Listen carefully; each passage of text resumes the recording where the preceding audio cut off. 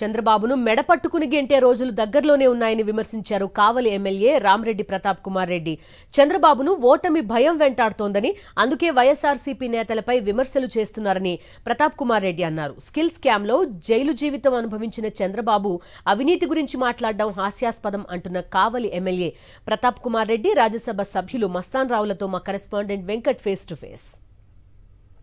CM Jagan ఎన్నికల ప్రచారాన్ని ప్రారంభించారు. రాష్ట్ర వ్యాప్తంగా కూడా వైసీపీ శ్రేణులో ఒక జోష్ కనిపిస్తుంది. అయితే ఇదే విషయంపై మాట్లాడేందుకు ప్రస్తుతం అంతా కావలి ఎమ్మెల్యే రామరెడ్డి ప్రతాప్ కుమార్ రెడ్డి ఉన్నారు.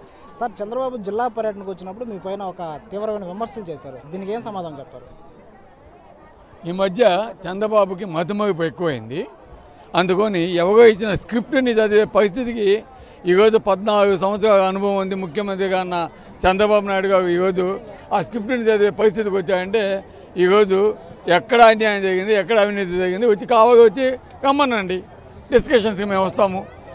ఏ టైంకి చంద్రబాబు నాయుడు ముఖ్యమంత్రిగా ఉన్నప్పుడు అవినీతి జరిగిందా లేదా జగన్మోహన్ రెడ్డి గారి పరిపాలన అవినీతి జరిగిందా అనేది మేము తప్పకుండా చెప్తాం. ఈరోజు లోకేష్ వచ్చిన తర్వాత ఏ విధంగా అవినీతి చేసేట్టు చూసాం.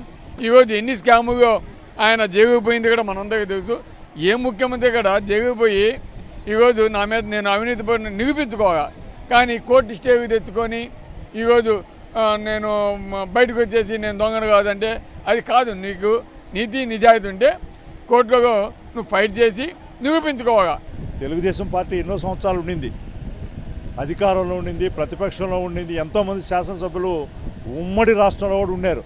కానీ జగన్మోహన్ రెడ్డి గారు గతంలో ఎప్పుడు పంపించినటువంటి రాజ్యసభకి వెనుకబడిన తరగతులకి సంబంధించినటువంటి 5 మందిని 4 సంవత్సరాల్లో 9 మందికి అవకాశం వస్తే చేసినటువంటి ఘనత శ్రీ జగన్మోహన్ రెడ్డి గారి.